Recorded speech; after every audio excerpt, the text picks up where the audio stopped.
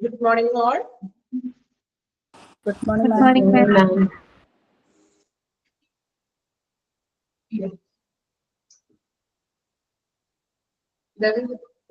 Exam ഒക്കെ കഴിഞ്ഞായിരുന്നോ? 8th ബാച്ചിന്റെ അല്ലേ എക്സാം നടന്നുകൊണ്ടിരുന്നത്? കഴിഞ്ഞ എക്സാം എല്ലാവരും ഉണ്ട് ക്ലാസ്സിൽ ഇന്ന്. ഓക്കെ, ഇടയ്ക്കിടയ്ക്ക് കുറെ പേരൊക്കെ നമ്മൾ മിസ്സായി പോകുമല്ലോ എക്സാം ഒക്കെ വരുമ്പോ. ഓക്കെ, അപ്പോ എക്സാം ഒക്കെ ആയിട്ട് മിസ്സായിട്ടുള്ള ക്ലാസ്സുകളൊക്കെ എന്ത് ചെയ്യുക? റെക്കോർഡ് ക്ലാസ് കാണണം കേട്ടോ. കാരണം ഒരു കണ്ടിന്യൂഷൻ കിട്ടുന്നെങ്കിൽ ക്ലാസ് കാണണം. ക്ലാസ് കണ്ടിട്ട് നിങ്ങൾ മോക്ക് ടെസ്റ്റ് അറ്റൻഡ് ചെയ്ത് പോകുക. നമ്മള് കഴിഞ്ഞ ക്ലാസ്സില് കൺസേണിന്റെ കാര്യം വരെയാണ് പറഞ്ഞു നിർത്തിയത്. ഓർമ്മയുണ്ടോ? കഴിഞ്ഞ ക്ലാസ്സിൽ ഉണ്ടായിരുന്നവര് കൺസെന്റ് വരെയല്ലേ നമ്മൾ പറഞ്ഞു നിർത്തിയത് അല്ലെ? പേഷ്യന്റ് കൺസെന്റ് വരെയാണ് അല്ലെ? എന്താണ് കൺസെന്റ് എന്ന് പറയുന്നത്? ഇനി അറിയില്ലാത്തവർക്ക് അല്ലെങ്കിൽ കഴിഞ്ഞ ക്ലാസ്സിൽ ഇല്ലാത്തവർക്ക് ഉണ്ടാവുമല്ലോ, അവർക്ക് കൂടി ഒന്ന് മനസ്സിലാക്കാൻ വേണ്ടിയിട്ടാണ്. എന്താണ് പേഷ്യന്റ് കൺസെന്റ് എന്ന് പറയുന്നത്? നമ്മൾ എപ്പോഴും കേട്ടിട്ടുണ്ട് അല്ലെ? കൺസെന്റ് സൈൻ ചെയ്ത് കൊടുക്കുക എന്നൊക്കെ നമ്മൾ കേട്ടിട്ടുണ്ട്. എന്താ കൺസെന്റ് എന്ന് പറയുന്നത്? കൺസെന്റ് സമ്മതപത്രം അല്ലെ? ഒരു കൺസെന്റ് ഫോം എന്ന് പറയും. അതായത് പേഷ്യന്റിന് നമ്മളിപ്പോ സർജറിക്കോ നമ്മുടെ ഓപ്പറേഷനൊക്കെ വിധേയമാക്കുമ്പോൾ പേഷ്യന്റിന്റെ ബൈസ്റ്റാൻഡർ ഒരു സമ്മതപത്രം അല്ലെ? ഇങ്ങനൊരു ട്രീറ്റ്മെന്റ് ചെയ്യാനായിട്ട് ഞങ്ങൾ ഒക്കെയാണ്, ഞങ്ങൾ റെഡിയാണ്, ഞങ്ങൾക്ക് സമ്മതമുണ്ട് അല്ലെ? ആ ഒരു അടിസ്ഥാനത്തിൽ സമ്മതപത്രം ഉണ്ടെങ്കിൽ മാത്രമേ ബാക്കി ട്രീറ്റ്മെന്റ്സും പ്രോസസ്സൊക്കെ അവിടെ ചെയ്യുകയുള്ളൂ. നമ്മൾ സമ്മതപത്രത്തെ കുറിച്ചാണ് പഠിച്ചുകൊണ്ടിരിക്കുന്നത്. നിന്ന് നോക്കാം. What is informed consent in healthcare? Informed consent എന്താണെന്ന്, ഒരു ഹെൽത്ത് കെയറിലെ informed consent എന്താണെന്നാണ് പറയുന്നത്. ഇനി നമ്മൾ പഠിക്കാൻ പോകുന്ന ഭാഗങ്ങളെ കുറച്ച് ബുദ്ധിമുട്ടാണെന്നല്ല, നമുക്ക് ചിലപ്പോൾ ഒറ്റ വാക്കിൽ നിങ്ങൾക്ക് മനസ്സിലാക്കാൻ ബുദ്ധിമുട്ടായിരിക്കും. കാരണം കുറച്ച് ലീഗൽ ആയിട്ടുള്ള കാര്യങ്ങളും അങ്ങനെയുള്ള കാര്യങ്ങളാണ് പറയുന്നത്. അപ്പൊ മാക്സിമം ടീച്ചർ അതിനെ ഷോർട്ട് ആക്കിയിട്ട് പറഞ്ഞുതരാം. ഓക്കെ, ചിലപ്പോൾ നിങ്ങൾക്ക് വായിച്ചു നോക്കുമ്പോഴേ ഓരോ സെന്റൻസ് നമുക്ക് എന്താ പറയാ എടുത്തെടുത്ത് പറയാൻ പറ്റുന്ന രീതിയിലുള്ള ഒരു മീനിങ് അല്ല. അപ്പൊ നമുക്ക് അതിന്റെ ഒരു കൺക്ലൂഡ് ചെയ്തിട്ട് ടീച്ചർ സിമ്പിൾ ആയിട്ട് പറഞ്ഞുതരാം. ഇമ്പോർട്ടന്റ് ആയിട്ടുള്ള ഭാഗങ്ങൾ അണ്ടർലൈൻ ചെയ്തു തരാം. ഓക്കെ, അതനുസരിച്ചിട്ട് പഠിക്കാം. ചില സെക്ഷൻസ് വരുമ്പോൾ നമുക്ക് കുറച്ചത് ഒറ്റയടിക്ക് നമുക്ക് ക്യാച്ച് ചെയ്യാനായിട്ട് ബുദ്ധിമുട്ടായിരിക്കും. ഓക്കെ, നോക്കാം. What is informed consent in health care? ഒരു ഹെൽത്ത് കെയറിലെ ഇൻഫോർമഡ് കൺസെന്റ് എന്താണെന്ന് നോക്കാം. Patient informed consent means patients understand the risk, alternatives and possible benefits of any treatment they receive. Underline ചെയ്യാട്ടോ.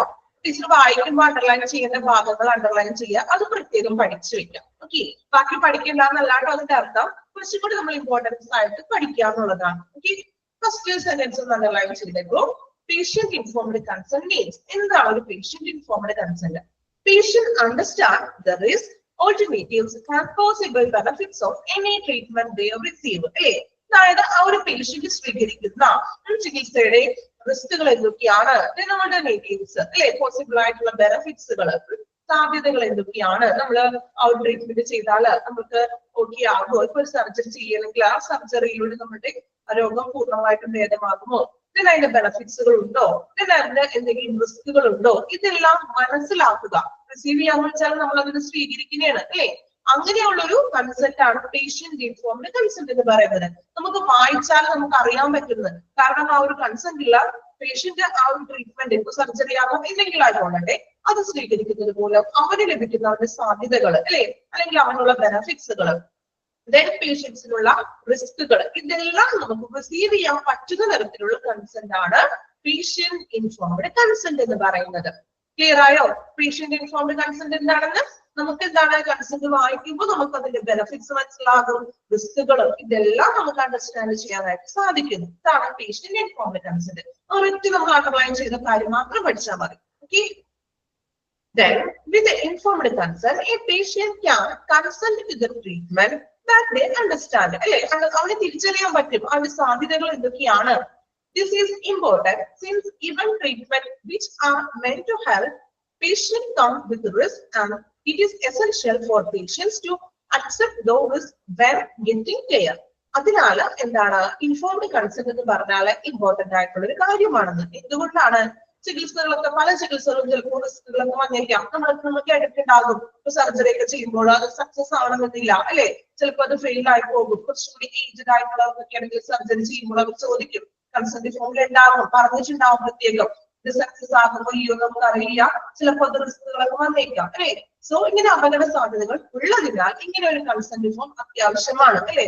രോഗിയുടെ ബന്ധുവിന്റെ സമ്മതത്തോടു കൂടി ചെയ്യുമ്പോൾ റിസ്ക് വന്നാലും അവൻ ഉത്തരവാദിത്വം മീൻസ് ഡോക്ടേഴ്സിന് മാത്രമല്ലല്ലോ ഉത്തരവാദിത്വം. കാരണം എന്താണ്, ഓൾറെഡി പേഷ്യന്റിന്റെ ബൈസ്റ്റാൻഡറോ അല്ലെങ്കിൽ റിലേഷൻ ആരെങ്കിലും എന്ത് ചെയ്തിട്ടുണ്ടാകും, സൈൻ ചെയ്ത് കൊടുത്തിട്ടുണ്ടാകും. അതിനാൽ ഇതെന്താണ്, ഇമ്പോർട്ടന്റ് ആണ്. ഓക്കെ, ഇത്രയും കാര്യങ്ങളാണ് ഇൻഫോംഡ് കൺസെന്റിൽ പറയുന്നത്. മെയിൻ ആയിട്ട് ഫസ്റ്റ് ആ ഒരു സെന്റൻസ് മാത്രം ഓർത്തിരിക്കുക. പേഷ്യന്റിന് ബെനഫിറ്റ്സും അതുപോലെ തന്നെ എന്താണ് റിസ്കുകളും എല്ലാം പേഷ്യന്റിന് മനസ്സിലാക്കാൻ കഴിയുന്നു. ഓക്കെ, ക്ലിയർ ആണോ? ഒന്ന് വായിച്ചു നോക്കിയേ, വായിച്ചു നോക്കാം കേട്ടോ. What is informed consent in health care?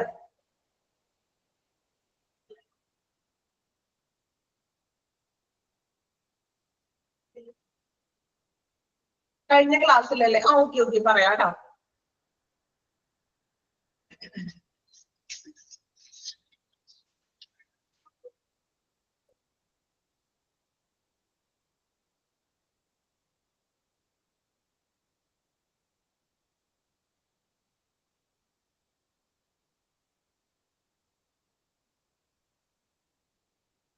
നമ്മളാ പറഞ്ഞത് കഴിഞ്ഞ ലാസ്റ്റ് പോയിന്റിൽ പറഞ്ഞത് AD എന്ന് പറഞ്ഞതല്ലേ, അഡ്വാൻസ് തന്നെയാണ് കേട്ടോ. കാരണം അഡ്വാൻസ് ആയിട്ട് നമുക്ക് ട്രീറ്റ്മെന്റിന്റെ എക്സ്പെൻസ് പറയുന്നു, മനസ്സിലായോ?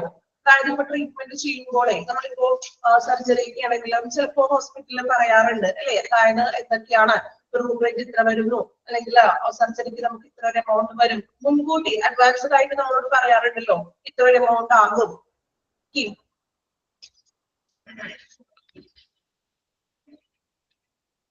Okay, വായിച്ചു നോക്കിയോ? What is informed consent in health care? Underline ചെയ്തല്ലോ. പേഷ്യന്റ് ഇൻഫോംഡ് കൺസെന്റ് എന്താണെന്ന് അണ്ടർലൈൻ ചെയ്യണം.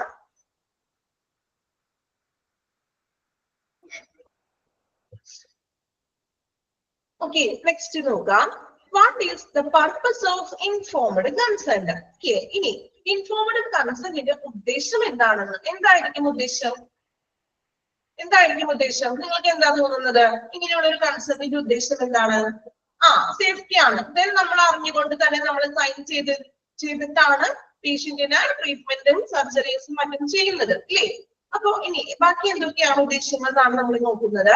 What is the purpose of informed consent? Legal law. Okay, നോക്കാം. Informed consent has become the primary paradigm for protecting legal rights of patients and guiding ethical practice of medicine. അപ്പോൾ legal ആയിട്ടും അല്ലേ, അതായത് രോഗികളുടെ നിയമപരമായിട്ടുള്ള ഒരു അവകാശങ്ങളെ സംരക്ഷിക്കാനും അഥവാ എത്തിക്കൽ ആയിട്ടുള്ള ധാർമ്മികമായിട്ടുള്ള ഒരു ധാർമ്മികമായിട്ടുള്ള രീതിയിൽ ഒരു സംരക്ഷണത്തിലൂടെ ഒരു ഉദ്ദേശമാണ് എന്താ ഇൻഫോംഡ് കൺസെന്റിനുള്ളത്. നിയമപരമായിട്ട് നമുക്കത് ഉപയോഗിക്കാവുന്നത്. നിയമപരമായിട്ട് എങ്ങനെയാണ് നമുക്ക് ഉപയോഗിക്കാൻ പറ്റുന്നത്? ലീഗൽ എന്ന് പറയുമ്പോൾ എങ്ങനെയാ നിയമപരമായിട്ട് ഈ കൺസെന്റിന്റെ പ്രാധാന്യം ഉണ്ടോ? നിയമപരമായിട്ട് ഒരു പ്രാധാന്യം ഇല്ല കൺസെന്റിന്റെ നിയമപരമായിട്ട്. എന്തെങ്കിലും ഇഷ്യൂസ് വന്നാല് അല്ലെ, ചികിത്സാ പിഴവുകളോ അങ്ങനെ എന്തെങ്കിലും പേഷ്യന്റ് എന്തെങ്കിലും ചിലപ്പോൾ മരണപ്പെട്ടു പോവുകയോ അങ്ങനെ എന്തെങ്കിലും ഫോൾട്ട് ഒക്കെ സംഭവിക്കുകയാണെങ്കിൽ, ഇപ്പൊ ഡോക്ടേഴ്സിന്റെ ഭാഗത്തു നിന്നോ അല്ലെങ്കിൽ അവരുടെ ഭാഗത്തു നിന്ന് എന്തെങ്കിലും ഫോൾട്ട് സംഭവിക്കുകയാണെങ്കിൽ നമുക്ക് ഈ ഒരു കൺസെന്റ് വെച്ചിട്ട് നമുക്ക് അതിന് ലീഗലായിട്ട് എന്ത് ചെയ്യാം, മുന്നോട്ട് പോകാം.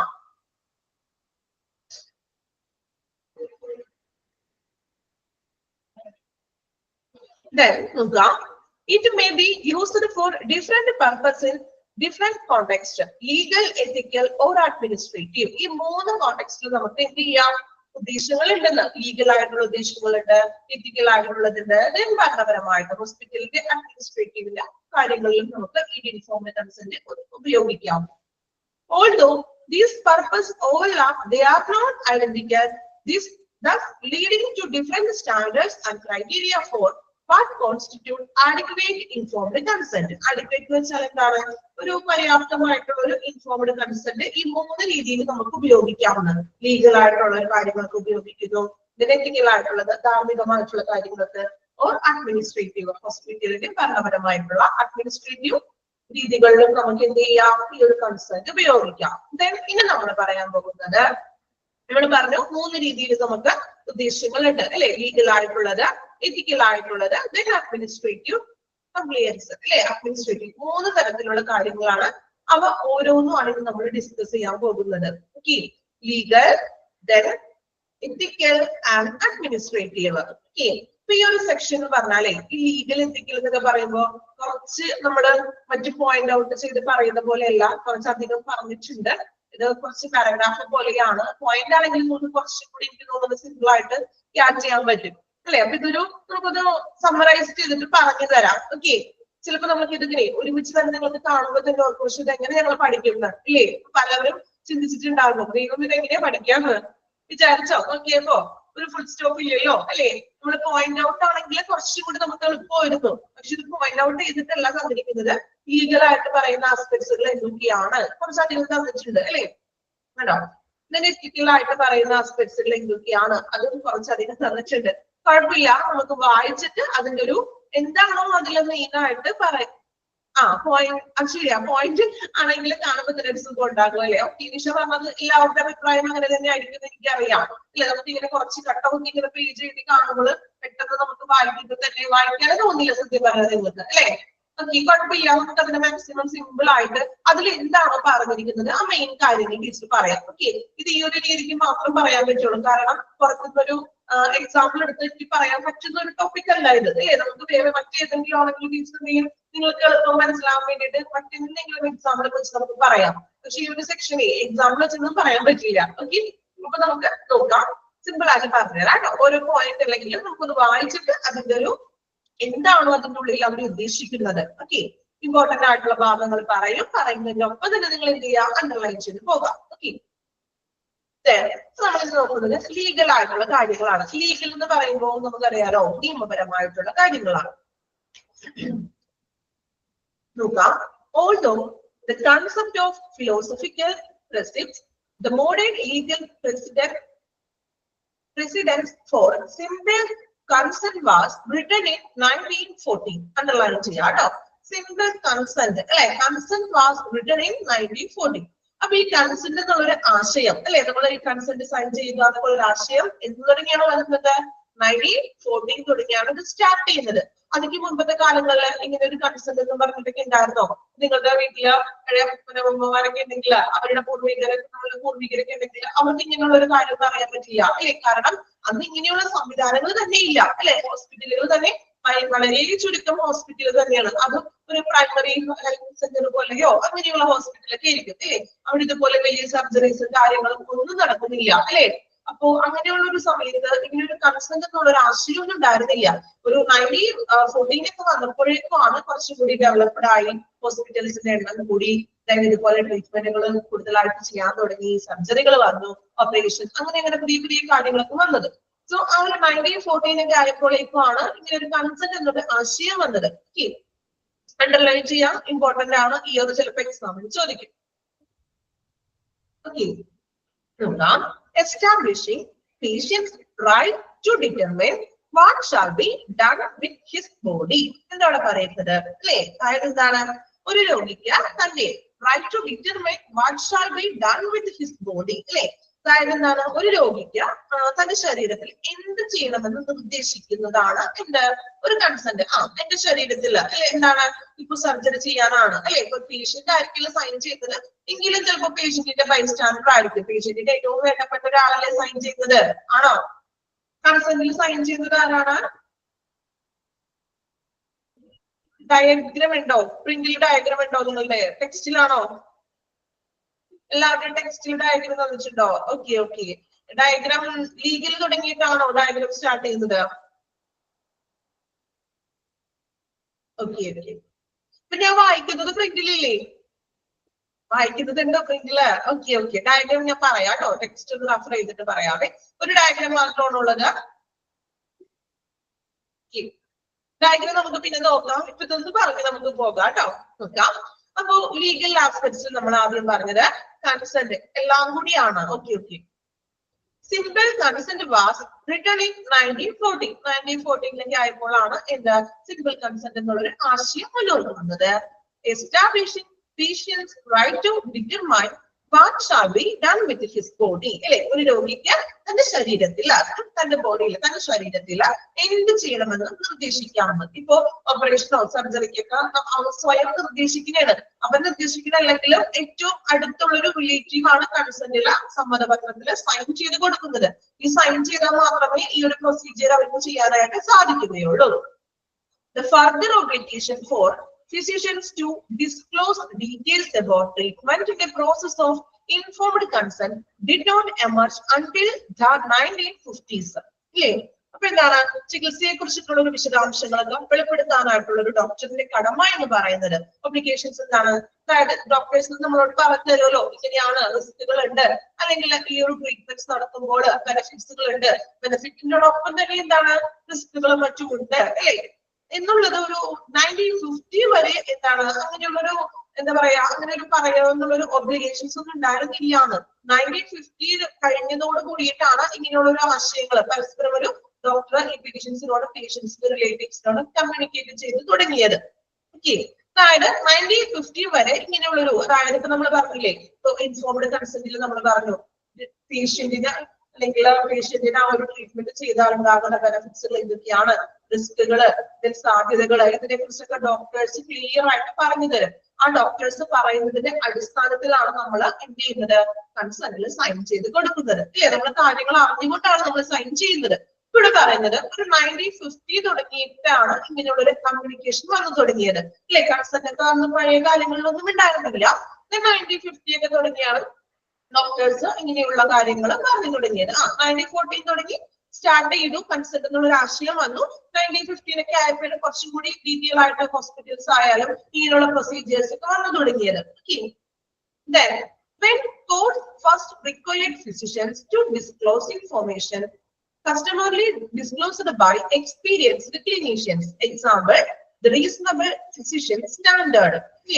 അതായത് ഇതുപോലെ തന്നെ നമ്മൾ when court first required physicians to disclose information customarily disclosed experienced clinicians. പിന്നീട് കുറച്ചുകൂടി ഫിസിഷ്യൻസിന്റെ സ്റ്റാൻഡേർഡ് ഒക്കെ നോക്കിയിട്ടാണ് നമ്മൾ ഇങ്ങനെ ഒരു സർജറിക്ക് നമ്മൾ വിധേയമാകുന്നത്. ഇപ്പൊ നമ്മൾ സർജറി ഒക്കെ ചെയ്യുന്നത് ആരായിരിക്കും? എല്ലാ ഡോക്ടർമാരും സർജറി ചെയ്യോ? ചെയ്യാറുണ്ടോ? അങ്ങനെ ഒരു ഡ്യൂട്ടി ഡോക്ടർക്ക് സർജറി ചെയ്യാൻ പറ്റുമോ? ഇല്ല. അപ്പൊ ഫിസിഷ്യന്റെ സ്റ്റാൻഡേർഡ് അല്ലെ, അതായത് റീസണബിൾ ഒരു സ്റ്റാൻഡേർഡ് ഒക്കെ വെച്ചുകൊണ്ട് മാത്രമേ, ഇപ്പൊ സർജൻ അല്ലെ, ഇപ്പൊ സർജനാണ് സർജറി കാര്യങ്ങൾ ചെയ്തത്, അദ്ദേഹം അതിൽ എക്സ്പേർട്ട് ആയിരിക്കും. സോ ഒരു റീസണബിൾ ആയിട്ടുള്ള ഒരു സ്റ്റാൻഡേർഡ് ഒക്കെ ഉപയോഗിച്ചുകൊണ്ടാണ് നമ്മൾ ഈ പേഷ്യന്റിന്റെ ട്രീറ്റ്മെന്റ്സ് കൊടുക്കുന്നത്. It was known until 1975 that American courts articulated the reasonable person standard, which required that physician disclose the information that a reasonable person would. I want to know a similar situation. ഒരുമിച്ച് വായിച്ചാണ് കേട്ടോ, കാരണം ഒറ്റയായിട്ട് പറയുമ്പോൾ അത് ബുദ്ധിമുട്ടാണ്, നിങ്ങൾക്ക് മനസ്സിലാകില്ല. So ഇപ്പോൾ പറയുന്നത് ഫിസിഷ്യന്റെ സ്റ്റാൻഡേർഡ് അവിടെ വ്യക്തമാക്കിയിരിക്കണം അല്ലെ. നമുക്കറിയില്ലല്ലോ ഇപ്പോൾ ഇത്ര സ്റ്റാൻഡേർഡുകളൊക്കെ നമ്മള് സിനിമയിലും മറ്റും ഒക്കെ കണ്ടിട്ടുണ്ടാകും, രാജ ഡോക്ടർമാരും മറ്റും ഇല്ലേ, ഫിലിമിലൊക്കെ കണ്ടിട്ടില്ലേ? ഫിലിമിൽ തന്നെയല്ല, നമുക്ക് ചുറ്റും നമ്മള് പല ന്യൂസുകളിലൊക്കെ കാണാറുണ്ട്. ഡോക്ടേഴ്സ് അല്ലെ, വ്യാജ പേരിലുള്ള ഡോക്ടേഴ്സുമാര് അങ്ങനെയുള്ളവരൊക്കെ ഓപ്പറേഷൻ ഒക്കെ ചെയ്താൽ എന്തായിരിക്കും അവസ്ഥ ആലോചിച്ച് നോക്കി. സോ ഫിസിഷ്യന്റെ സ്റ്റാൻഡേർഡും മറ്റും വ്യക്തമായിട്ട് പറഞ്ഞിരിക്കണം. അതുപോലെ തന്നെ 1975 വരെ കോടതികൾ എന്താണ് ഒരു ന്യായമായിട്ടുള്ള ഒരു മാനദണ്ഡങ്ങളൊന്നും നോക്കിയിരുന്നില്ല. കാരണം അത്ര നമുക്ക് കൂടുതലായിട്ട് ഇപ്പോഴായപ്പോഴല്ലേ കുറെ സർജറികളും പുതിയ പുതിയ സർജറികളും ട്രീറ്റ്മെന്റ് കീഹോള് അങ്ങനെയുള്ള മറ്റു പുതിയ പുതിയ ശസ്ത്രക്രിയകൾ വന്നു തുടങ്ങിയത്. ഒരു 1975 ഒക്കെ കഴിഞ്ഞതോട് കൂടിയിട്ടാണ് ഹോസ്പിറ്റലുകൾ വളരാൻ തുടങ്ങി, അവിടെ എക്യുപ്മെന്റ്സുകൾ വളർന്നു വന്നു അല്ലെ, ഡെവലപ്മെന്റ് ആയി, പുതിയ പുതിയ ട്രീറ്റ്മെന്റ്സുകളൊക്കെ വന്നു. അപ്പൊ അതുവരെ ഇങ്ങനെയുള്ള ഒരു സ്റ്റാൻഡേർഡ് കാര്യങ്ങളൊന്നും നോക്കിയിരുന്നില്ല. Then 1975 ഒരു അമേരിക്കൻ കോർട്സ് മീൻസ് അമേരിക്കയിലുള്ള അമേരിക്കൻ കോർട്സിന്റെ ആ ഒരു കീഴിലാണ് ഇങ്ങനെ ഒരു റീസണബിൾ ആയിട്ടുള്ള പേഴ്സൺ വേണം അല്ലെങ്കിൽ ഡോക്ടേഴ്സിന്റെ സ്റ്റാൻഡേർഡും മറ്റും വിലയിരുത്തിക്കൊണ്ടിരുന്നത്. Then regardless of the criteria used, informed consent is further predicated on the patients or surrogates. എന്താ surrogates പറഞ്ഞാലോ? surrogates കേട്ടിട്ടുണ്ടോ? പേഷ്യന്റ് അല്ലെങ്കിൽ സറോഗേറ്റ്സ് അറിയാമോ? സറോഗേറ്റ്സ് എന്താണ് നോക്കാം. ഒന്നും കൂടി ആ സെന്റൻസ് ഞാൻ വായിക്കാം, എന്നിട്ട് മീനിങ് പറയാം.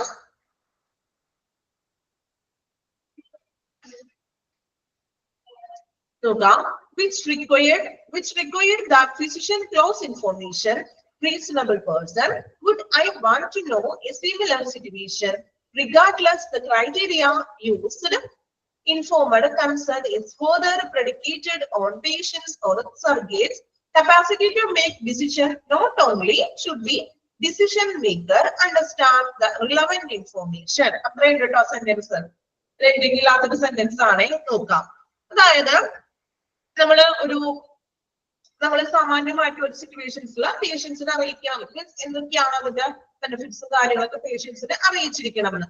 അതുപോലെ തന്നെയാണ് പറയുന്നത് എന്താണ് തീരുമാനങ്ങളൊക്കെ എടുക്കാനായിട്ട് അല്ലെങ്കിൽ രോഗിക്കോ പേഷ്യൻസിനോ ഓർ എന്താണ് സറോഗേറ്റിനോ കഴിവിനെ അടിസ്ഥാനമാക്കിയിട്ടുള്ള സമ്മതം വേണോ, അതായത് പേഷ്യന്റിന്റെയോ അല്ലെങ്കിൽ സറോഗേറ്റ്സിന്റെയോ സമ്മതം ആവശ്യമാണെന്ന് നമ്മൾ പറഞ്ഞില്ലേ. പേഷ്യന്റ് അറിയണം എന്താണ്, പേഷ്യന്റിന്റെ ബൈസ്റ്റാൻഡർ അറിയണം എന്താണ് നമുക്ക് ട്രീറ്റ്മെന്റ് ചെയ്തതിലൂടെ ഗുണമുണ്ടോ അല്ലെങ്കിൽ റിസ്ക് ആണോ, നമുക്ക് ഇത് ചെയ്താല് പൂർണ്ണമായിട്ടും ഭേദമാക്കാൻ പറ്റുമോ അല്ലെങ്കിൽ മറ്റെന്തെങ്കിലും എഫക്ട്സുകൾ വരുമോ, ഇങ്ങനെയുള്ള കാര്യങ്ങൾ പേഷ്യന്റും സറോഗേറ്റ്സും മനസ്സിലാക്കിയിട്ട് അതും കൂടി അവരുടെ സമ്മതം കൂടി എന്ത് ചെയ്യണം പരിഗണിക്കണമെന്ന്. സറോഗേറ്റ്സ് എന്ന് വെച്ചാൽ മനസ്സിലായോ, അതായത് നമ്മള് പകരക്കാരൻ എന്നൊക്കെ പറയില്ലേ, പകരക്കാരൻ എന്നാണ് മലയാളത്തിൽ പറയാ. എക്സാമ്പിൾ പറയണമെങ്കിൽ ഇപ്പൊ നമ്മള് എന്താണ് ഇപ്പൊ പ്രഗ്നന്റ് ഇപ്പൊ മീൻസ് ഒരു സ്ത്രീക്ക് അങ്ങനെ പ്രഗ്നന്റ് ആവാൻ പറ്റാത്തൊരു മീൻസ് അവരുടെ അതിനുള്ളൊരു എന്താ പറയാ പ്രഗ്നന്റ് ആവാൻ പറ്റാത്തൊരു ഗുണമാണെങ്കിൽ നമ്മള് എന്താണ് എക്സാമ്പിൾ ഞാൻ പറഞ്ഞിട്ടുണ്ട്. ഓക്കെ, നമ്മള് മറ്റൊന്നിൽ നിന്ന് നമ്മള് മീൻസ് നമ്മൾ എന്താ പറയാ ഒരു ഡോണറെ പോലെ നമ്മൾ വെക്കില്ലേ, അതായത് അവരുടെ തന്നെ സ്പെർമും കാര്യങ്ങളൊക്കെ വെച്ചുകൊണ്ട് തന്നെ മറ്റൊരു സ്ത്രീയിൽ നിന്നും അവരുടെ കുഞ്ഞുങ്ങൾ തന്നെ, അതായത് ഇപ്പൊ എക്സാമ്പിൾ പറഞ്ഞിട്ടുണ്ട് അല്ലെ, എന്താണെന്നാണ് എക്സാമ്പിൾ പറഞ്ഞത്. ഓക്കെ, എക്സാമ്പിൾ ആയിട്ട് പറയാം. അപ്പൊ ക്ലിയർ ആയോ? പകരക്കാരനായിട്ട് വാടകയ്ക്ക് നൽകാന്ന് പറയും മലയാളത്തില്. ഇല്ല നമ്മൾ ഇതുപോലെ ഫിലിമിലൊക്കെ കണ്ടിട്ടുണ്ടല്ലോ. ഫിലിം എനിക്ക് ഓർമ്മയില്ല കേട്ടോ, ഏതാണ് പേര് ഓർമ്മയില്ല, തോന്നുന്നു ലക്കി എന്നാണോ ഏതോ ഒരു ഫിലിം ഉണ്ട് അങ്ങനെ. ഓർക്കുന്നുണ്ടോ? ആർക്കെങ്കിലും ഓർമ്മയുണ്ടോന്ന് അറിയില്ല. ലക്കി ആണോ ഫിലിമിന്റെ പേര്? എനിക്ക് കൃത്യമായിട്ട് ഓർമ്മയിട്ടില്ല കേട്ടോ. Lucky star. ഓക്കെ, ചെറിയൊരു ഓർമ്മയുണ്ട്. ലക്കി സ്റ്റാർ എല്ലാവരും കണ്ടിട്ടുണ്ടെന്ന് എനിക്ക് അറിയില്ല കേട്ടോ. അപ്പൊ അതിൽ ഇതുപോലെ ഒരു സറോഗേറ്റർ വെക്കുകയാണ് അല്ലെ. അപ്പൊ സറോഗേറ്റർ വെച്ചുകൊണ്ടാണ് സോ ഇങ്ങനെയൊക്കെ നമ്മൾ ട്രീറ്റ്മെന്റ് ചെയ്യുന്നത്. ഇപ്പൊ സറോഗേറ്റർക്കാണ് ട്രീറ്റ്മെന്റ് ചെയ്യുന്നതെങ്കിലും അവര് അതിന്റെ സാധ്യതകൾ അറിഞ്ഞിരിക്കണം. ഓക്കെ, മീൻസ് അപകട സാധ്യതകളും പേഷ്യന്റ് ആയാലും സറോഗേറ്റർ ആണെങ്കിലും എന്ത് ചെയ്യണം, അവരുടെ സമ്മതത്തോട് കൂടിയിട്ടായിരിക്കണം ട്രീറ്റ്മെന്റ്സും കാര്യങ്ങളും ചെയ്യുന്നത്. ഓക്കെ, സറോഗേറ്റ്സ് ക്ലിയർ ആയോ? അണ്ടർലൈൻ ചെയ്തിട്ട് അറിയില്ലാത്തൊരു മലയാളത്തിൽ എഴുതി വെച്ചോളൂ. പകരക്കാരനുള്ള ഒരു മീനിങ് ആണ്. ക്ലിയർ ആയില്ലേ? എക്സാമ്പിളൊക്കെ പറഞ്ഞപ്പോ ഓക്കെ, എക്സാമ്പിളിന്റെ പേരടക്കം പറഞ്ഞിട്ടുണ്ട്. ഒരു ഫിലിമിന്റെ പേര് ഞാൻ പറയുമ്പോൾ അത് എല്ലാവരും കണ്ടിട്ടുണ്ടാവണമെന്നില്ല, എങ്കിലും കുറച്ച് പേർക്കെങ്കിലും അറിയാൻ പറ്റുള്ളൂ. ഓക്കെ, അപ്പൊ എന്ത് വേണം, പേഷ്യന്റും സറോഗേറ്റ്സ് ആയിട്ടുണ്ടെങ്കിലും എന്ത് വേണം, റിസ്കും കാര്യങ്ങളൊക്കെ അറിഞ്ഞ് അവരുടെ സമ്മതത്തോട് കൂടി ആയിരിക്കണം നമ്മള് ട്രീറ്റ്മെന്റ്സ് ചെയ്യേണ്ടത്.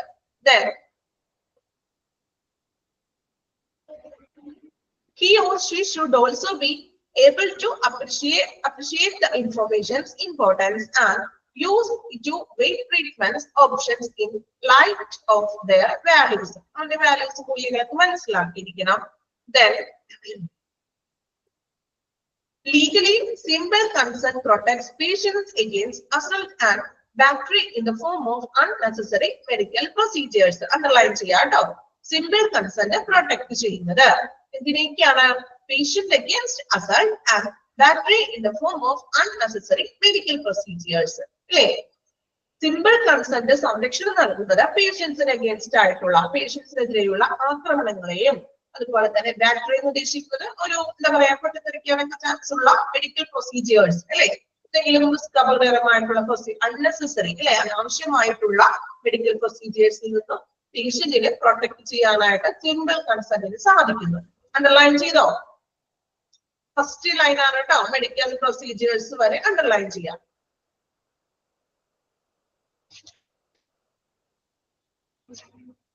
Then the higher standard of informed consent further safeguards patients' right to autonomy, self-determination, and inviolability. Higher standard of informed consent further safeguard പേഷ്യൻസിന്റെ അവകാശങ്ങളെയും അവരുടെ സ്വയംഭരണത്തിനുള്ളതും അവരുടെ അവകാശങ്ങളെയും പേഷ്യൻസിന്റെ സംരക്ഷിക്കുന്നു. ഒരു കൺസെന്റ് എന്ന് പറഞ്ഞാൽ അവരുടെ അവകാശമാണ്. എന്റെ ബോഡിയിൽ എന്തൊക്കെയാണ് ചെയ്യേണ്ടതെന്ന് അവൻ അറിയണം അല്ലെ. അപ്പൊ അത് അറിയാതെ നമുക്ക് ഒരു ട്രീറ്റ്മെന്റ്സ് കാര്യങ്ങളും ചെയ്യാൻ പാടില്ല അല്ലെ. അവനല്ലെങ്കിലും അവന്റെ ചിലപ്പോൾ അത്യാവശ്യം ക്രിട്ടിക്കൽ സ്റ്റേജിലാണെങ്കിൽ പേഷ്യൻസിന്റെ ബൈസ്റ്റാൻഡറിന്റെയോ ഏറ്റവും അടുത്ത റിലേഷന്റെ ഒരു സമ്മതത്തോട് കൂടിയിട്ടാണ് നമ്മൾ ട്രീറ്റ്മെന്റ് അവിടെ സ്റ്റാർട്ട് ചെയ്യുന്നത്. However, the legal standards that apply to obtaining informed consent vary across jurisdiction and their interpretation continues to evolve. എന്താണ് പറയുന്നത്? അതായത് കൺസെന്റില് നിയമപരമായിട്ടുള്ള മാനദണ്ഡങ്ങളൊക്കെ വ്യത്യസ്തപ്പെട്ടിരിക്കുന്നു. എല്ലാ ട്രീറ്റ്മെന്റിനും സെയിം ഒരേ കൺസെന്റ് ആയിരിക്കും? ഇങ്ങനെയാണോ? എല്ലാ ട്രീറ്റ്മെന്റിനും സെയിം ഒരു കൺസെന്റ് ഫോം തന്നെയായിരിക്കും? വ്യത്യാസം ഉണ്ടാകും അല്ലെ.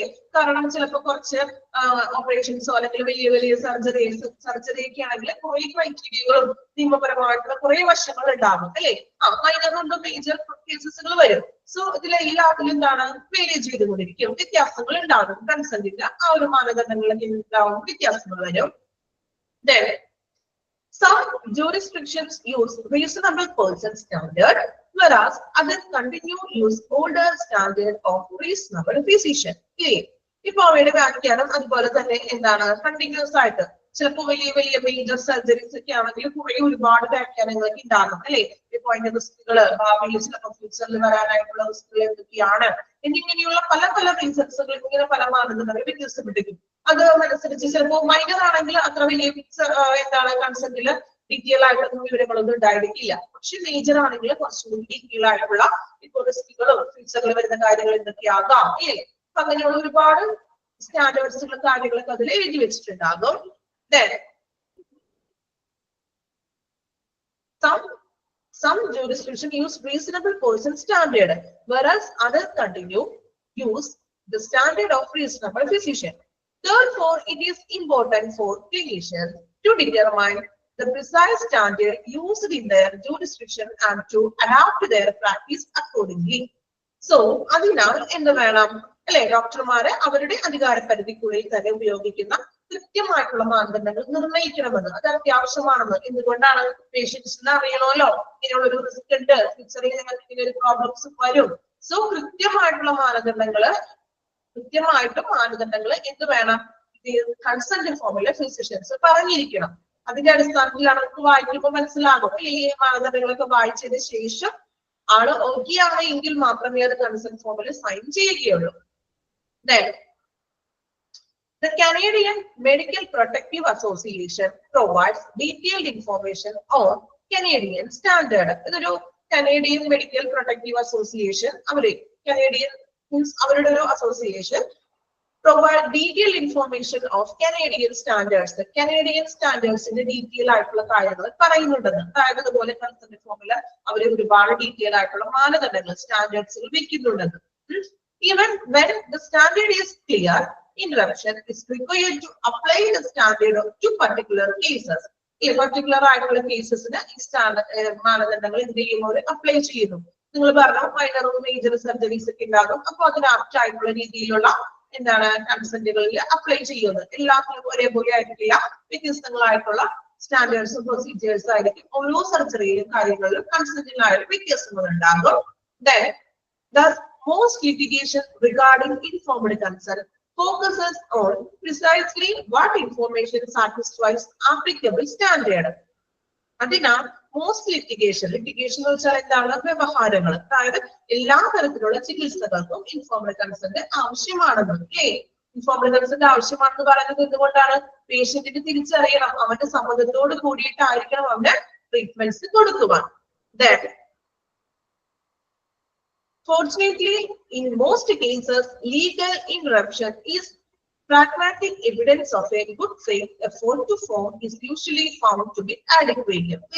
അതിനാല് നിയമപരമായിട്ടുള്ളത് ഒരു ആഡിക്വേറ്റ് ആവശ്യമായിട്ടുള്ള ഒരു കാര്യമാണ്. നിയമപരമായിട്ടുള്ള ഒരു കൺസെന്റ് എന്ന് പറഞ്ഞാല് എല്ലാ കാര്യങ്ങൾക്കും പേഷ്യന്റിന്റെ ട്രീറ്റ്മെന്റിന് ഏറ്റവും ഒരു പ്രാഗ്മാറ്റിക് ആയിട്ടുള്ള എവിഡൻസ് തന്നെയാണ് അല്ലെ. നമുക്ക് എടുത്തു കാണിക്കാനുള്ള ഒരു എവിഡൻസ് ആണ് ഈ സമ്മതപത്രം എന്ന് പറയുന്നത് അല്ലെ. നമ്മൾ വായിക്കൊണ്ട് പറയുന്ന ഒരു കാര്യമല്ല അല്ലെ. നമ്മള് രേഖാമൂലം ഡോക്യുമെന്റ് ആയിട്ട് നമ്മൾ എടുത്തു കാണിക്കാവുന്ന ഒരു എവിഡൻസ് ആണ് എന്ത് കൺസെന്റ് എന്ന് പറയുന്നത്. മേ ബി എന്തെങ്കിലും പ്രശ്നങ്ങൾ സംഭവിക്കുകയാണെങ്കിലോ അല്ലെങ്കിൽ ചികിത്സയിൽ എന്തെങ്കിലും ഇതുപോലെ ചികിത്സാ പിഴവുകൾ സംഭവിക്കുകയാണെങ്കിലോ നമുക്കത് തെളിവായിട്ട് ഒരു എവിഡൻസ് ആയിട്ട് നമുക്ക് എടുത്തു കാണിക്കാൻ സാധിക്കും. ഓക്കെ, ക്ലിയർ ആയോ? അണ്ടർലൈൻ ചെയ്യാൻ പറഞ്ഞ ഭാഗങ്ങൾ അണ്ടർലൈൻ ചെയ്തിട്ടുണ്ടോ എല്ലാവരും? ഓക്കെ, ലീഗല് നിയമപരമായിട്ടുള്ള കാര്യങ്ങള് ഏകദേശം മനസ്സിലായോ? കുറച്ച് ടഫ് ആണെന്ന് തോന്നിക്കാണ് അല്ലേ? കുറച്ച് ടഫ് അല്ല, അത് ഒരുപാട് പറഞ്ഞിട്ടുണ്ട് അല്ലേ? ശരിക്കും അത് പോയിന്റ് ഔട്ട് ചെയ്തിട്ടുണ്ടെങ്കിൽ നിങ്ങൾക്ക് കുറച്ചും കൂടി എളുപ്പമായിരിക്കും. പക്ഷെ ഞാൻ കുറച്ചും കൂടി അതിനെ കുറച്ച് എക്സാമ്പിളൊക്കെ വെച്ച് നമ്മൾ പോയി അല്ലേ? ഓക്കെ ആണ് എല്ലാവരും? അത് ഫുൾ ആയിട്ട് നിങ്ങൾ കംപ്ലീറ്റ് ആ പാരഗ്രാഫ് കാണാൻ ബൈ ഹാർട്ട് ചെയ്ത് പഠിക്കണമെന്ന് ഞാൻ പറയില്ല കേട്ടോ. അതൊരിക്കലും നടക്കുന്ന കാര്യമല്ല അല്ലെ? ലീഗൽ ആയിട്ടുള്ള കാര്യങ്ങളും അങ്ങനെയുള്ളത്. അപ്പൊ അതിൽ ഇമ്പോർട്ടന്റ് ആയിട്ടുള്ള കാര്യങ്ങൾ നമ്മൾ അണ്ടർലൈൻ ചെയ്തിട്ടുണ്ടല്ലോ. അണ്ടർലൈൻ ചെയ്ത ഭാഗങ്ങൾ നിങ്ങൾ പഠിച്ചു പോകാം. ഓക്കെ, വായിച്ചു നോക്കുക കേട്ടോ. ലീഗൽ വായിച്ചു നോക്കുക. അതുകൊണ്ടാണ് ഞാൻ ആദ്യമേ മുൻകൂട്ടി നിങ്ങളോട് പറഞ്ഞത്. ചിലപ്പോ പെട്ടെന്ന് തന്നെ അത് ക്യാച്ച് ചെയ്യാൻ ബുദ്ധിമുട്ടുള്ള ഒരു ഭാഗമാണ് കേട്ടോ എന്ന് പറഞ്ഞില്ലേ? ഓക്കെ, വലിയ കുഴപ്പമില്ലല്ലോ. അർത്ഥം മനസ്സിലായില്ലേ? എന്താണോ ഉദ്ദേശിക്കുന്നത്? ക്ലിയർ ആയോ? ഓക്കെ, വായിച്ചു നോക്കിക്കോളൂ കേട്ടോ. ലീഗൽ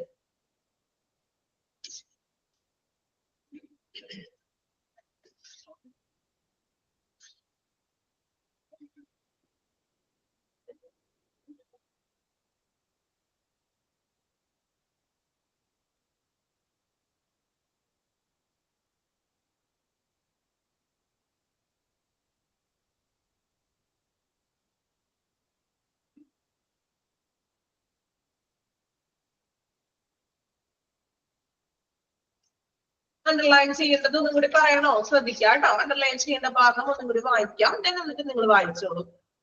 ഫസ്റ്റ് സെന്റൻസിൽ simple consent was written in 1914. Underline ചെയ്യാം ആദ്യത്തെ. Then സെക്കൻഡ് പാരഗ്രാഫിൽ ഈ ഒരു സെക്ഷൻ അണ്ടർലൈൻ ചെയ്യാം കേട്ടോ. ലീഗലി വേണ്ട. Simple consent protects patients against assault and battery in the form of unnecessary medical procedures. Medical procedures വരെ. Okay.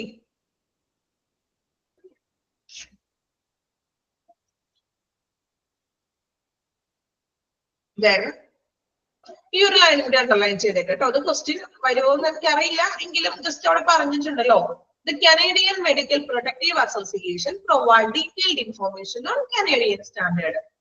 നമുക്ക് മനസ്സിലാകുമല്ലോ കനേഡിയൻ സ്റ്റാൻഡേർഡ് പറയുന്നത് കാനേഡിയൻ മെഡിക്കൽ പ്രൊട്ടക്റ്റീവ് അസോസിയേഷനിലാണ്. ഓക്കെ, എങ്കിലും ഒന്ന് അണ്ടർലൈൻ ചെയ്തേക്കോ.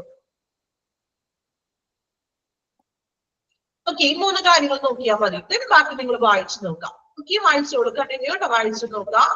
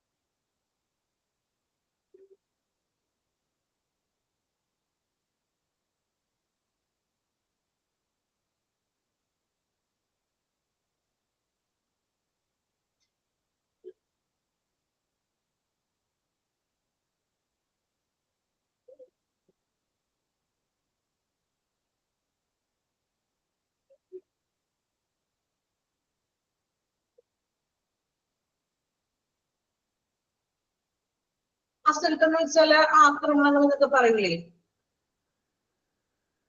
ശാരീരികമായിട്ടുള്ള ആക്രമണങ്ങളോ മറ്റ് എന്തെങ്കിലും നമുക്ക് നേരെ വരുന്ന ആക്രമണങ്ങൾ, പേഷ്യൻസിന് നേരെ വരുന്നത്. അതായത് അൺമെഡിക്കൽ പ്രൊസീജിയേഴ്സ് ആകാം, അല്ലെങ്കിൽ ഇപ്പോ ഒരു എന്താണ് സ്റ്റാഫുകളിൽ നിന്നുമുള്ള എന്തെങ്കിലും ആക്രമണങ്ങളാകാം. ഹോസ്പിറ്റലിനുള്ളിൽ വരുന്ന പ്രശ്നങ്ങൾ.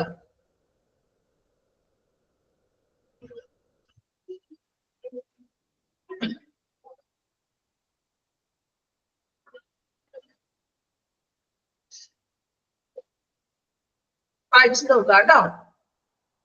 കുറച്ചധികം ഉണ്ട്, എങ്കിലും കുഴപ്പമില്ല. നമ്മൾ അതിനെ ക്ലിയർ ചെയ്ത് ചെറുതാക്കി പറഞ്ഞിട്ടുണ്ട്.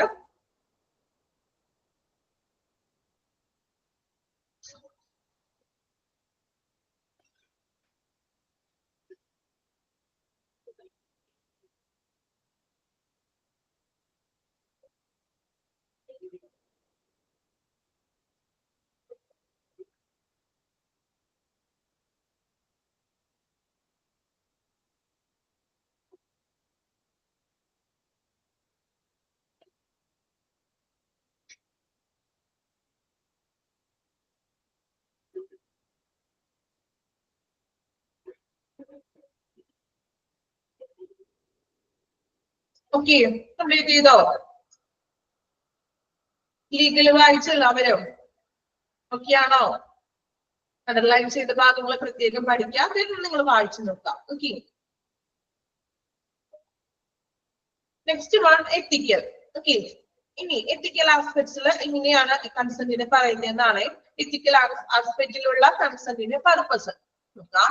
The ethical goal of informed consent is somewhat more conceptual and ideological, seeking to respect patient autonomy by ensuring the treatment is directed towards the ends desired and is chosen by the patient. Okay. അതായത് എന്താണ് ethical goal of informed consent is ethical goal of അല്ലെ ധാർമ്മികമായിട്ടുള്ള ഒരു ലക്ഷ്യം വെച്ച് നോക്കുകയാണെങ്കിൽ ഒരു concept എന്ന് പറയുന്നത് മോർ കൺസെപ്ച്വൽ ആൻഡ് ഐഡിയോളജിക്കൽ അല്ലെ. കൺസെപ്റ്റിന്റെ ലക്ഷ്യം എന്ന് പറയുന്നത് ഐഡിയോളജിക്കൽ ആണ്, കൺസെപ്ച്വൽ ആണ്. കൺസെപ്ച്വൽ എന്ന് വെച്ചാൽ എന്താണ്? ഒരു ആശയപരമാണ് അല്ലെങ്കിൽ ഒരു പ്രത്യയ ശാസ്ത്രമാണെന്ന്. അതൊന്ന് എന്താ ഒരു മോഡി പഠിപ്പിക്കാൻ പറഞ്ഞിരിക്കുകയാണ് അത്. Then seeking to respect patient autonomy അല്ലെ. പേഷ്യൻസിന്റെ ഓട്ടോണമി, അവന്റെ എന്താണ് അവന്റെ ഒരു ഓട്ടോണമി എന്ന് വെച്ചാൽ എന്താണ്? പേഷ്യൻസിന്റെ ആ ഒരു അവകാശത്തെ, അവന്റെ ഒരു സ്വയം ഒരു ഭരണത്തെ നമ്മൾ റെസ്പെക്ട് ചെയ്യുന്നു. ബൈ എൻഷുറിങ്, എങ്ങനെ? സ്വയം ഭരണം, അതായത് പേഷ്യൻസിന്റെ കുറച്ച് റൈറ്റ്സും കാര്യങ്ങളുണ്ടല്ലോ, അതിനെ റെസ്പെക്ട് ചെയ്യുന്നുണ്ട്. എങ്ങനെ? By ensuring that treatment is directed towards the end desired and chosen by the treatment അല്ലെ. അതായത് ചികിത്സ പേഷ്യന്റിന് ആവശ്യമുള്ള, പേഷ്യന്റിന്റെ ഒരു ആവശ്യമുള്ള ലക്ഷ്യങ്ങളിലേക്കാണ് നയിക്കുന്നത്. അപ്പോ അതിനു വേണ്ടിയിട്ടാണ്, അതായത് പേഷ്യൻസിന് കൂടുതൽ ബെറ്റർ ആവാൻ വേണ്ടിയിട്ട് നല്ലൊരു ചികിത്സ തന്നെയാണ് നമ്മൾ കൊടുക്കുന്നത് അല്ലെ എന്ന് ഉറപ്പാക്കിക്കൊണ്ട് നമ്മൾ പേഷ്യൻസിനെ നമ്മൾ എന്ത് ചെയ്യുന്നു? കാണിക്കുന്നു, അവരെ നമ്മൾ റെസ്പെക്ട് ചെയ്യുന്നു. In this circumstance, informed consent is intended to shift the ethical paradigm for decision making away from physician-centered models to more patient-centered approaches. അല്ലേ? അപ്പോ ഇത് ആദ്യമേ എന്ന് വെച്ചിട്ടുണ്ടെങ്കിൽ ഇത് പേഷ്യന്റ് സെന്റേർഡ് അപ്രോച്ച് ആയിരുന്നു. എന്ത്? ഈ ട്രീറ്റ്മെന്റും കൺസെന്റും കാര്യങ്ങളും. പക്ഷെ അതിൽ നിന്നും മാറി ഇന്ന് പേഷ്യന്റ് സെന്റേർഡിലോട്ട് മാറിയിരിക്കുന്നു. അതിനർത്ഥം എന്താ? ഫിസിഷ്യൻ സെന്റേർഡിൽ നിന്നും ചേഞ്ച് ആയി പേഷ്യന്റ് സെന്റേർഡിലോട്ട് മാറുന്നു എന്ന് പറയുമ്പോൾ എന്താണ് നമ്മൾ മനസ്സിലാക്കേണ്ടത്? പേഷ്യന്റ് ആണ് ഡിസൈഡ് ചെയ്യുന്നത് അല്ലെ. പേഷ്യന്റിന്റെ ആവശ്യങ്ങളെ നമ്മൾ മാനിക്കുന്നു. പേഷ്യൻസ് നമുക്ക് തിരിച്ചറിയുന്നു ബെനിഫിറ്റ് എന്താണ്, എനിക്ക് ട്രീറ്റ്മെന്റ് കൊണ്ട് എനിക്ക് ബെനിഫിറ്റ് ഉണ്ടാവുമോ അല്ലെങ്കിൽ ഭാവിയിലേക്ക് റിസ്ക് ആണോ. അപ്പൊ പേഷ്യന്റിന്റെ ആവശ്യങ്ങളാണ് നമ്മൾ പരിഗണിക്കുന്നത് അല്ലെ. ഒരു പേഷ്യന്റ് സെന്റേർഡ് അപ്രോച്ചിലോട്ട് മാറുന്നു. The ethics literature regarding informed consent also emphasize that is not an event, but a process that precedes the signing of the document and continuous for as long as the choice remains significant. ഒരു signing underline ചെയ്യാം കേട്ടോ.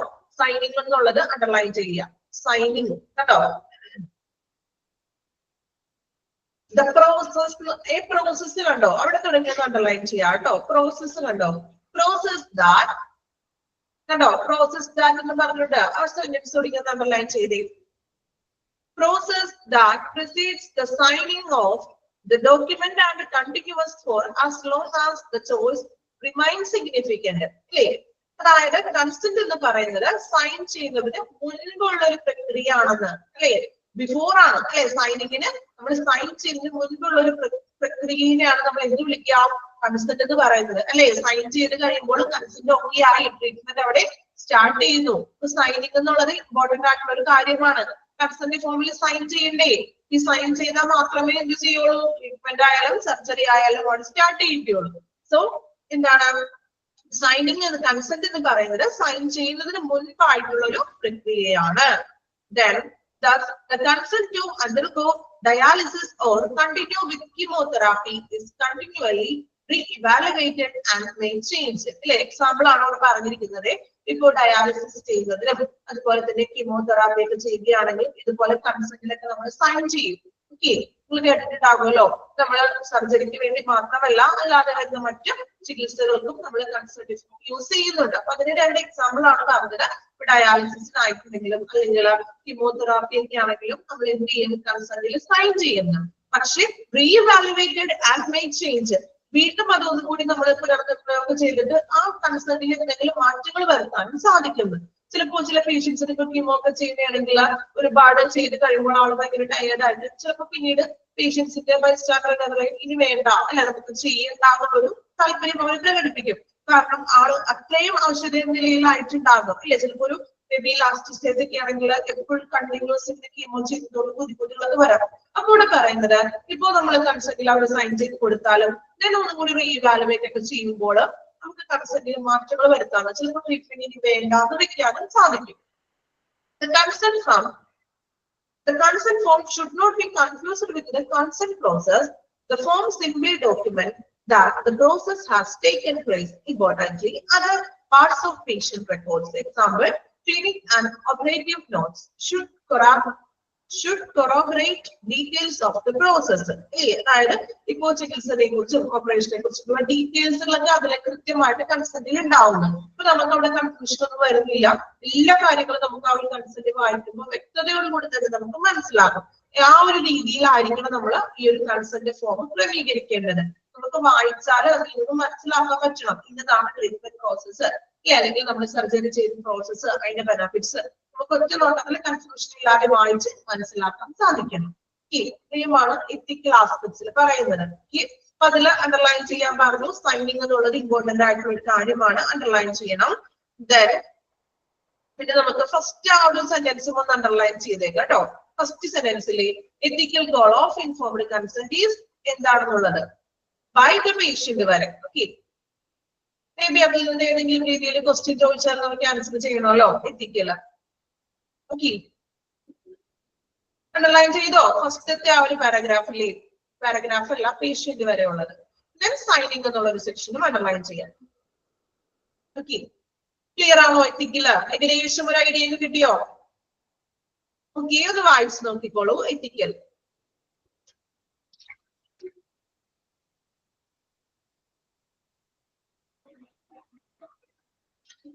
വായിച്ചു നോക്കാം കേട്ടോ.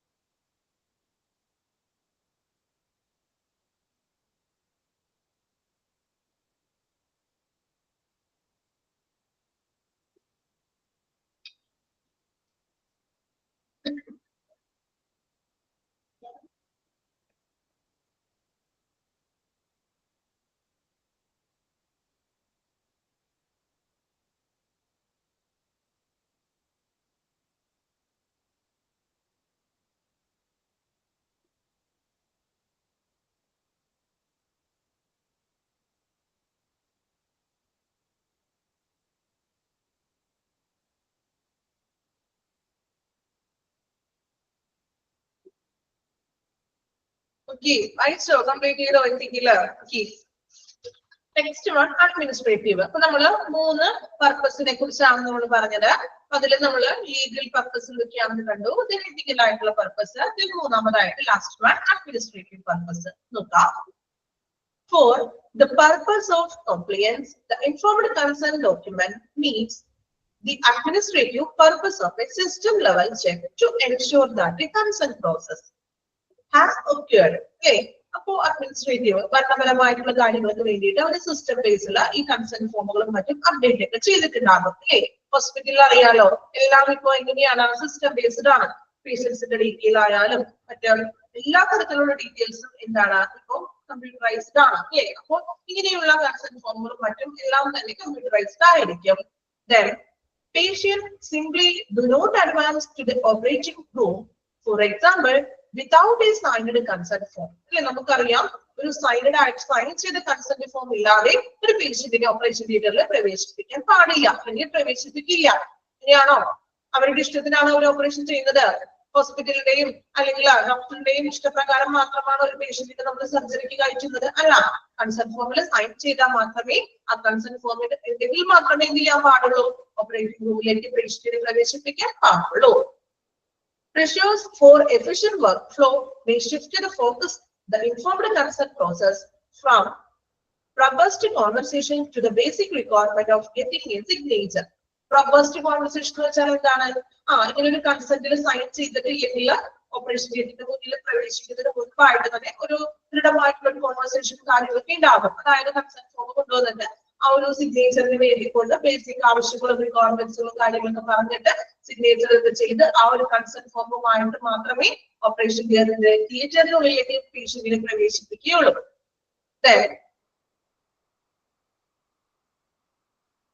Although legal and ethical debates persist, most stakeholders in the informed consent process agree on at least 4 basic elements for discussions of informed consent. അല്ലേ?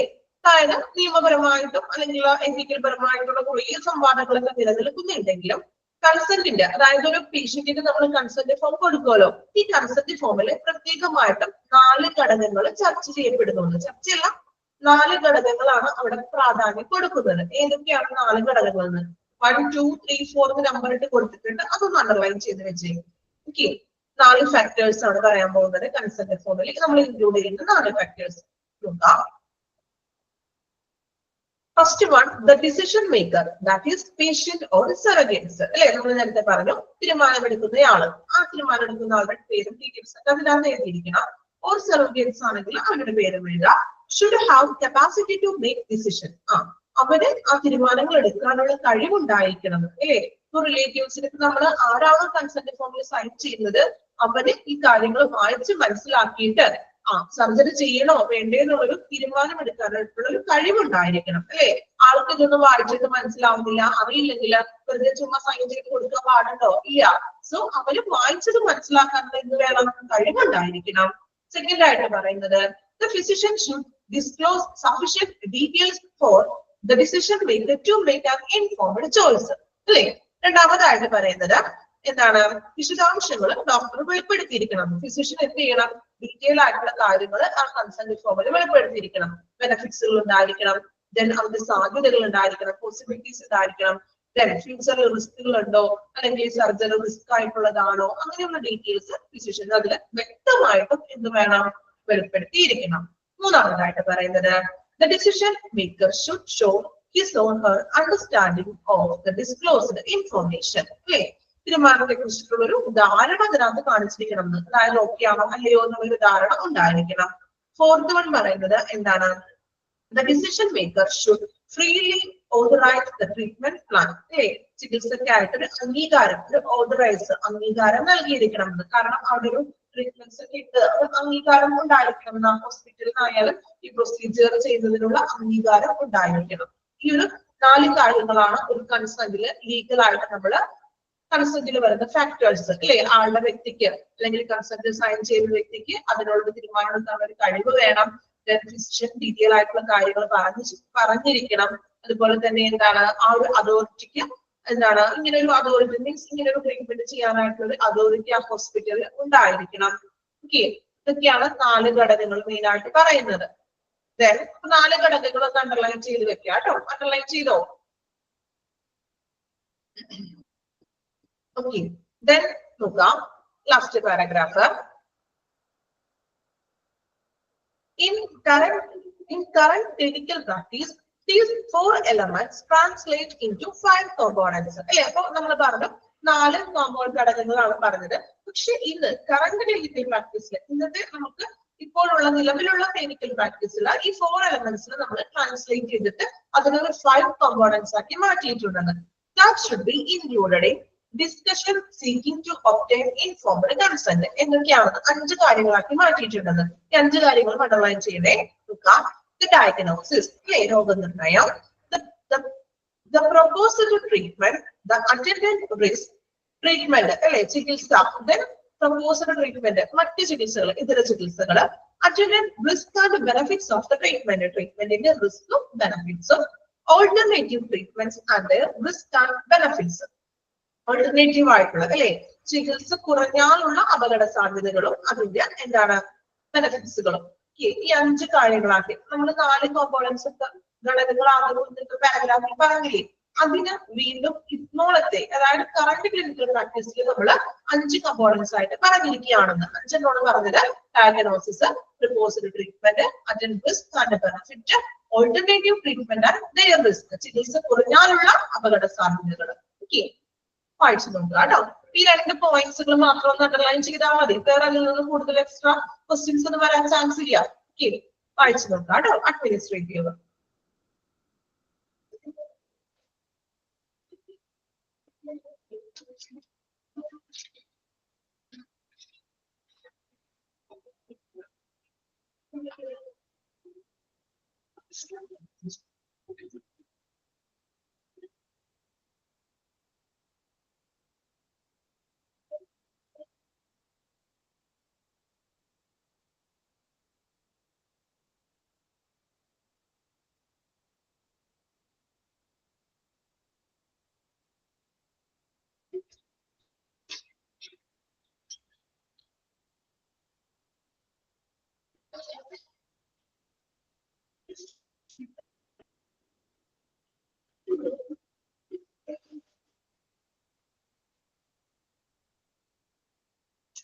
Best conversation വെച്ചിട്ടുണ്ടെങ്കിൽ അതിനെക്കുറിച്ച് ഒരു വ്യക്തമായിട്ടുള്ളൊരു സംഭാഷണം എന്ന് പറയില്ലേ, സൈൻ ചെയ്യണം, നമുക്ക് സൈൻ എങ്ങനെയൊക്കെയാണ് ഇതിന്റെ ബെനിഫിറ്റ്സും കാര്യങ്ങളൊക്കെ ഡീറ്റെയിൽ ആയിട്ട് പറയാം. ഒരു ദൃഢമായിട്ടുള്ളൊരു കോൺവെർസേഷൻ.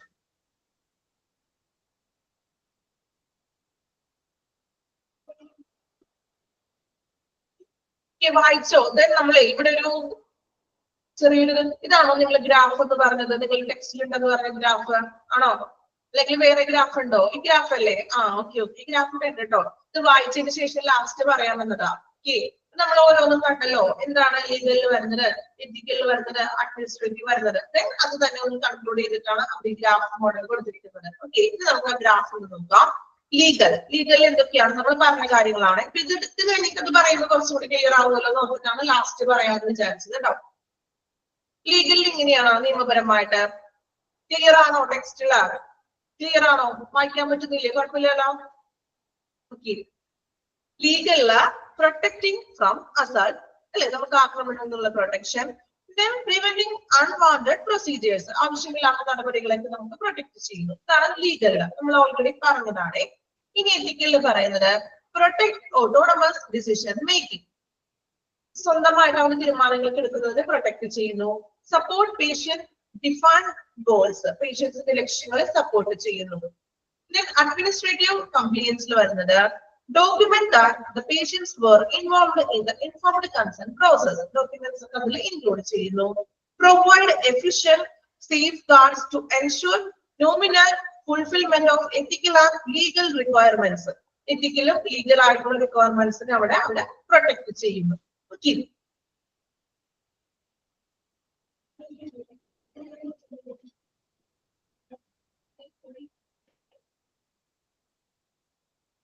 ഓക്കെ, അപ്പൊ നമ്മൾ ഇന്ന് ഇൻഫോംഡ് കൺസെന്റിന്റെ പർപ്പസ് ആണ് നമ്മൾ എടുത്തത്. 3 പർപ്പസ് ആണ്. ഈ 3 പർപ്പസ് മാത്രമേ ഈ ഒരു ക്ലാസ്സിൽ എന്തായാലും മുന്നോട്ട് കൊണ്ടുപോകാൻ പറ്റുള്ളൂ. കാരണം അത് കുറച്ച് മനസ്സിലാക്കേണ്ട ഒരു ഏരിയയുമാണ്. പെട്ടെന്ന് ക്യാച്ച് ചെയ്യാൻ പറ്റില്ല. ഒരുപാട് സ്പീഡിൽ ഞാൻ പറഞ്ഞു പോയിട്ടുണ്ടെങ്കിൽ നിങ്ങൾക്ക് അത് പെട്ടെന്ന് മനസ്സിലാക്കാൻ ബുദ്ധിമുട്ടാണ് അല്ലേ. അപ്പൊ കറക്റ്റ് നമ്മൾ ഈ 3 പോയിന്റാണ് ഇന്നത്തെ ക്ലാസ്സിൽ നമ്മൾ എടുത്തത്. ഓക്കെ ആണ് എല്ലാവരും? നന്നായിട്ട് വായിക്കണം കേട്ടോ. നമ്മളൊരു പോയിന്റ് ഔട്ട് ചെയ്തിരിക്കുകയാണെങ്കിൽ നിങ്ങൾക്ക് പെട്ടെന്ന് അത് വായിച്ച് പഠിക്കാൻ പറ്റും. പക്ഷെ ഇങ്ങനെ പാരഗ്രാഫ് തിരിച്ചു തരുമ്പോഴും കുറച്ച് എന്താ പറയാ, പെട്ടെന്ന് തന്നെ വായിക്കാൻ ബുദ്ധിമുട്ട് ഉള്ളൊരു ഏരിയയ്ക്ക് ആവുമ്പോഴേ നല്ലപോലെ വായിക്കാം. 1-2 പ്രാവശ്യം നിങ്ങൾ വായിക്കാം. ഹാർട്ട് ചെയ്യണമെന്ന് ഞാൻ പറയണില്ല, നന്നായിട്ട് വായിക്കാം. then നമ്മൾ അണ്ടർലൈൻ ചെയ്തേക്കുന്ന കാര്യങ്ങൾ പ്രത്യേകം ഒന്ന് ശ്രദ്ധയോടുകൂടി പഠിക്കാം. ഓക്കെ, ഓക്കെ ആണോ എല്ലാവരും? റെസ്പോൺസ് ഒക്കെ ചെയ്യാട്ടോ ഒന്ന്. ഓക്കെ ആണോ? സംസാരിക്കാൻ ടൈമാണത്. ഓക്കെ, കുഴപ്പമില്ലല്ലോ. തുടക്കത്തിൽ പറഞ്ഞു ഇച്ചിരി പെട്ടെന്ന് ചിലപ്പോൾ പഠിക്കാൻ ബുദ്ധിമുട്ടുണ്ടാകും, എങ്കിലും നമ്മൾ മാക്സിമം അതിന് എളുപ്പമായിട്ട് അല്ലെ, മാക്സിമം എക്സാമ്പിൾ നമ്മൾ അതിലും വീണ്ടും പ്രയോഗിച്ചിട്ടുണ്ട്. ഓക്കെ ആണോ എല്ലാവരും? ഫോളോ ചെയ്യാൻ പറ്റുന്നില്ലേ?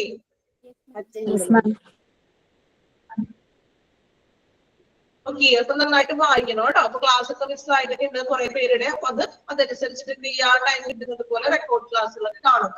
Okay, thank you all. Thank you, ma'am. Thank you, ma'am. Thank you, ma'am.